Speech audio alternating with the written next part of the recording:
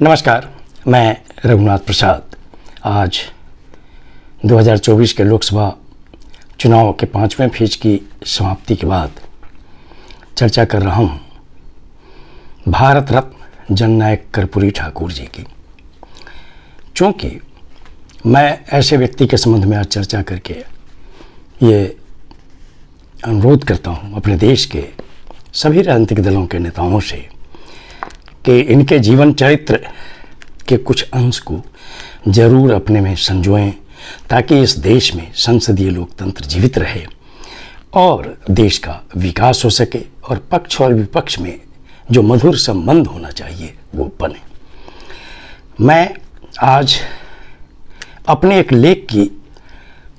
लेख को ज्यों का त्यों भारतवासियों के समक्ष प्रस्तुत करना चाहता हूँ और ये लेख छपा है जननायक कर्पूरी ठाकुर जी के 24 जनवरी 2024 को मनाई गई जन्म शताब्दी के अवसर पर। जैसा कि हम सभी जानते हैं 23 जनवरी 2024 को भारत रत्न से जननायक सम्मानित किए गए और 24 जनवरी को बिहार के समस्तीपुर जिले के कर्पूरी ग्राम में, जो पहले पितौजिया होता था, वहाँ पर ये जयंती मनाई गई है। और इस स्मरणांजलि जो स्मारिका है, इसका विमोचन माननीय मुख्यमंत्री बिहार श्री नीतीश कुमार जी के द्वारा किया गया। मैं आभार प्रकट करता हूँ जननायक के पुत्र माननीय सांसद श्री रामनाथ ठाकुर जी और छोटे पुत्र डॉक्टर वीरेंद्र कुमार ठाकुर जी का कि इस स्मारिका में मेरे इस लेख को स्थान दिया गया। ये लेख मैं ज्यों का त्यों पढ़ रहा हूँ इस अनुरोध के साथ कि थोड़ा लंबा जरूर है, इसे अवश्य सुनेंगे। 24 जनवरी 1924 को वर्तमान समस्तीपुर जिला बिहार के वर्तमान कर्पूरी ग्राम, जो पूर्व में पितौजिया था, में अत्यंत दीनहीन नाई परिवार में श्री कर्पूरी ठाकुर का जन्म एक झोपड़ी में हुआ। पिता स्वर्गीय गोकुल ठाकुर और माता श्रीमती राम दुलारी देवी सहित परिवार के अन्य सदस्य निरक्षर तो थे ही, साथ ही पुश्तैनी कार्य में लगे हुए थे। कौन जानता था कि इस दीनहीन परिवार में जन्मा यह बच्चा आने वाले दिनों में न केवल बिहार वरन पूरे देश की राजनीति को प्रभावित करेगा। पैदल चलकर इन्होंने 6 किलोमीटर की दूरी तय कर 5वीं तक की शिक्षा ताजपुर प्राथमिक विद्यालय से पूरी की। 6 किलोमीटर की दूरी तय कर इन्होंने मैट्रिक की पढ़ाई पूरी की तिरहुत अकादमी समस्तीपुर से। कमाल तो यह कि बहुत दिनों तक घर से 5 किलोमीटर पैदल चलकर ट्रेन पकड़कर CM कॉलेज दरभंगा में इंटर की पढ़ाई की।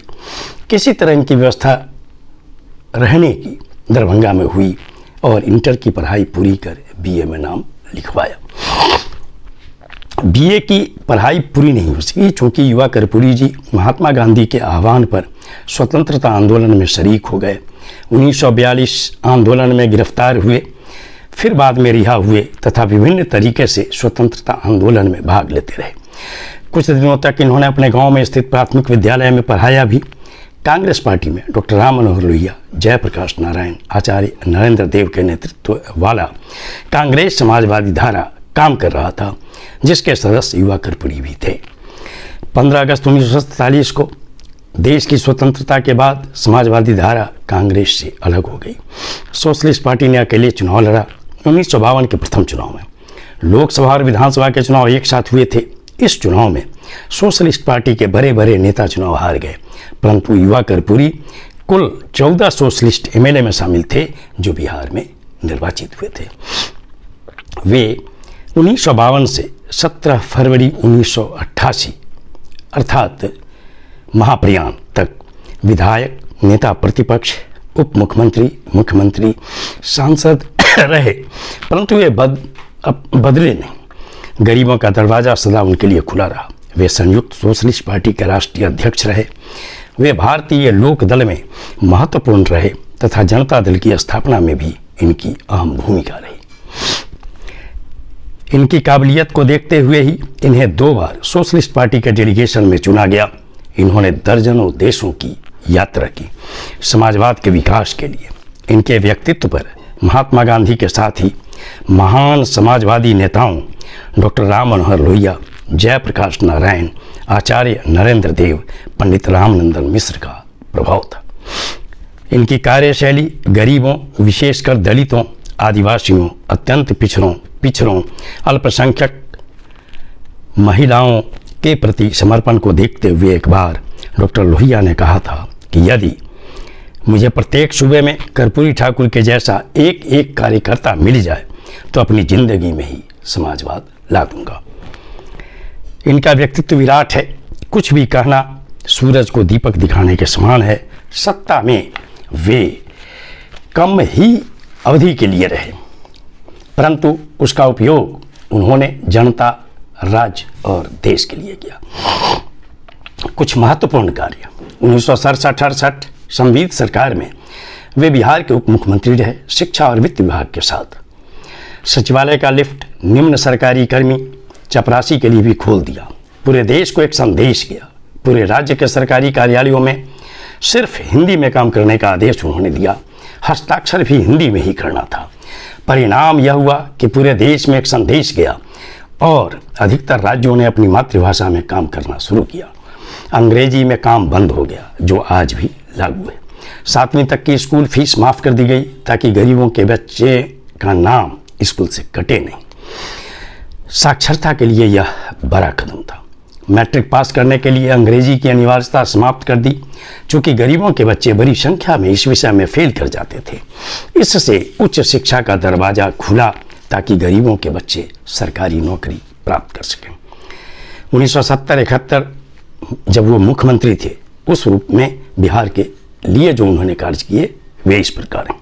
मुख्य कार्य: प्राइमरी स्कूल के बच्चों को मुफ्त किताब, पुल पुलिया, घाट, हाट, बाजार में लगने वाला टैक्स समाप्त कर दिया गया ताकि गरीबों को ठेकेदारों और उनके कर्मियों के द्वारा अपमानित न होना पड़े। उत्तरी बिहार जो अब बिहार है तथा दक्षिणी बिहार जो अब झारखंड है के लिए क्रमशः 5 एकड़ और 7.5 एकड़ जमीन की मालगुजारी माफ़ कर दी गई ताकि छोटे और मध्यम वर्गीय किसानों को कुर्की जब्ती जैसी जलालत नहीं झेलनी पड़े। वर्ष 1977-79 में मुख्यमंत्री के रूप में उनके द्वारा किए गए महत्वपूर्ण कार्य: पूरे बिहार में शराबबंदी लागू की गई ताकि गरीबों को इस व्यसन से हटाया जाए और विशेषकर गरीबों के परिवार में शांति का जीवन रहे। मैट्रिक तक की फीस माफ़ कर दी गई ताकि सभी गरीबों के बच्चे मैट्रिक पास कर उच्च शिक्षा प्राप्त कर सकें। लड़कियों के लिए स्नातक तक की शिक्षा मुफ्त की गई ताकि महिला शिक्षा का प्रसार हो सके। गरीबों के लिए काम के बदले अनाज योजना की शुरुआत हुई, जो वास्तव में अब मनरेगा है। वृद्धों, दिव्यांगों और विधवाओं के लिए मासिक पेंशन की योजना प्रारंभ हुई, जो आज पूरे देश में लागू है। बिना किसी परीक्षा के गांधी मैदान में 6000 इंजीनियरों और 4000 डॉक्टरों को सिर्फ कागजात देखकर अस्थायी नौकरी दी गई, जो आज भी पूरे देश के लिए अनोखा उदाहरण है। इसी कार्यकाल में राज्य सरकार के कर्मियों के लिए केंद्रीय वेतनमान और महंगाई भत्ते को लागू किया गया, जो आज भी मिल रहा है। सबसे महत्वपूर्ण कदम आरक्षण है, जिसके कारण भले इनकी सरकार सामंतवादियों, मनुवादियों ने गिरा दी, परंतु वे भविष्य दृष्टा साबित हुए। अनुसूचित जाति जनजाति को बिहार सरकार की नौकरियों में क्रमशः 14 और 10% आरक्षण था। इसके अतिरिक्त इन्होंने अति पिछड़ा को 12% और पिछड़ा को 8% और आर्थिक दृष्टिकोण से उच्च जाति के कमजोर लोगों के लिए 3% और सभी महिलाओं के लिए 3% आरक्षण लागू किया। तमिलनाडु में 1929 से पिछड़ों को आरक्षण था। मुझे लगता है कि देश में अन्य राज्यों में नहीं था।